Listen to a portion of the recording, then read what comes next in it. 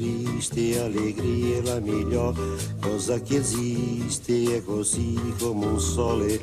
Et oui, une musique de transition brésilienne, ce n'est pas innocent puisque le dossier géopolitique de Marie Mamdjoglou aujourd'hui traite d'une affaire qui secoue le Brésil depuis quelques mois avec un homme dont vous nous parlez aujourd'hui qui est le juge, un homme assez courageux manifestement qui s'appelle Sergio Moro. Sergio Moro. Que se passe-t-il au Brésil? Bonjour Marie. Bonjour Isabelle. Alors Sergio Moro, on va dire que c'est l'homme qui en ce moment fait trembler les politiciens et pas que, puisqu'il a fait tomber quelques chefs d'entreprise, mais alors pas n'importe lesquels, puisque ce sont les plus riches et les plus puissants du Brésil. Et c'est la raison pour laquelle aujourd'hui il est de nouveau au devant de la scène, parce que il a fait emprisonner un chef d'entreprise milliardaire impliqué dans une affaire de corruption. C'est l'affaire Petrobras. Petrobras, c'est vraiment le plus gros scandale politique de ces dernières années. C'est le géant pétrolier.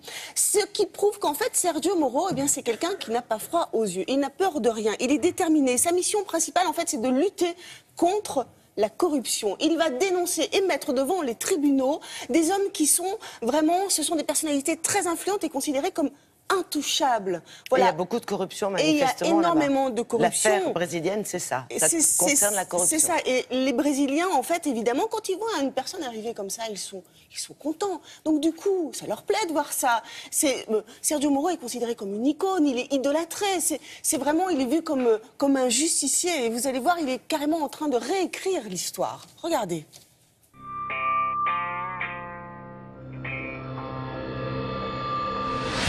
Sergio Moro, juge fédéral, 43 ans. Il est l'un des Brésiliens les plus reconnus de son pays.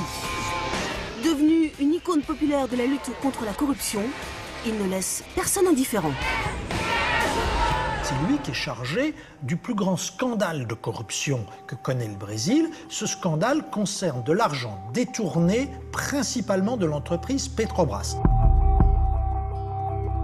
Ex-diretores da Petrobras. TI da Petrobras se encontraram hoje com o juiz Sérgio Moro. Une entreprise de pétrole, une entreprise d'économie mixte, mais essentiellement avec capitaux d'État, et qui est dans le cœur des Brésiliens. Pourquoi? Parce que c'est pour eux l'entreprise qui symbolise la souveraineté économique, qui symbolise leur nationalisme. Et là, les sommes détournées sont si importantes qu'ils ont l'impression que le voleur est entré chez eux. Le voleur est dans la maison, et ces voleurs, c'est pas n'importe qui, ce sont des personnalités très hautes, des dirigeants des plus grandes entreprises du BTP et de quelques autres entreprises importantes, et puis on a le président du Sénat, le président de la Chambre, des gouverneurs, des sénateurs, et peut-être l'ex-président de la République Lula et l'actuelle présidente de la République.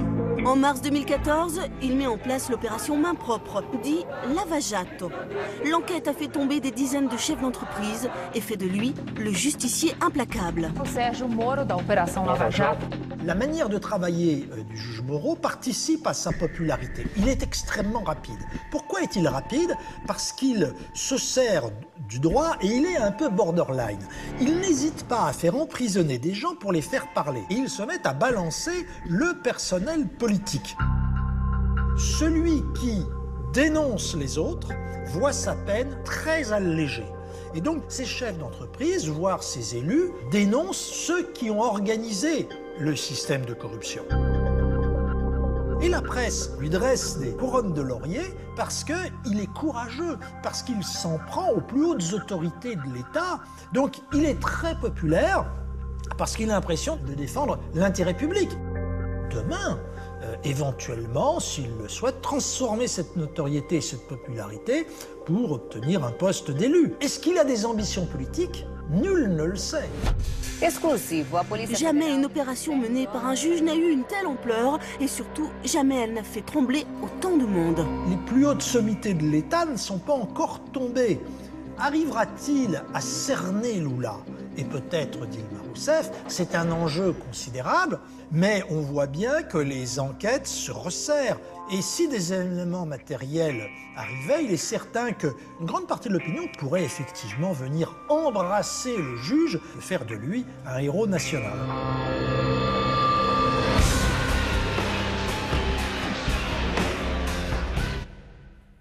Bon, effectivement, ça semble vraiment secouer le pays et il semble également que les politiques les plus haut placés soient plus ou moins mêlés à l'affaire? Ah oui, mais plus que ça, ils sont même impliqués, puisque l'affaire pétrolière, c'est vraiment, comment dire, elle est au cœur d'un réseau de malversation dont les montants dépasseraient les 2 milliards d'euros. Donc ce sont des dirigeants qui sont impliqués, mais aussi les hommes politiques qui auraient bénéficié, qui ont bénéficié de pots de vin.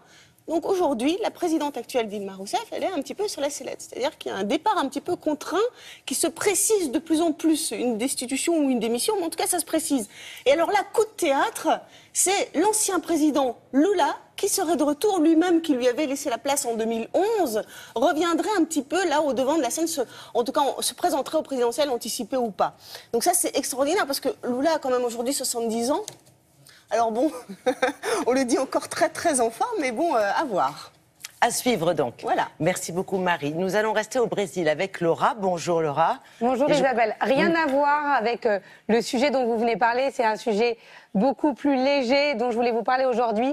Une initiative d'une banque brésilienne. Comment faire parler de soi quand on est une banque, et notamment sur Internet? Eh bien, on crée ce qu'on appelle un petit événement marketing, du street marketing. On met des distributeurs dans la rue et on fait gagner des places de concert au lieu d'avoir des billets de banque. On a des places de concert qui sortent, mais à condition de chanter et de bien chanter. Donc vous avez des karaokés dans la rue. Et si vous chantez bien, vous gagnez des places pour les concerts.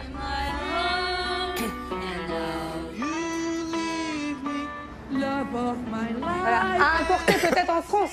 Mais absolument, c'est amusant comme idée. Ça Voilà. mettrait un petit peu de bonne humeur dans les rues. On va y songer pour la France. Merci Laura. Merci. À plus tard, tout de suite.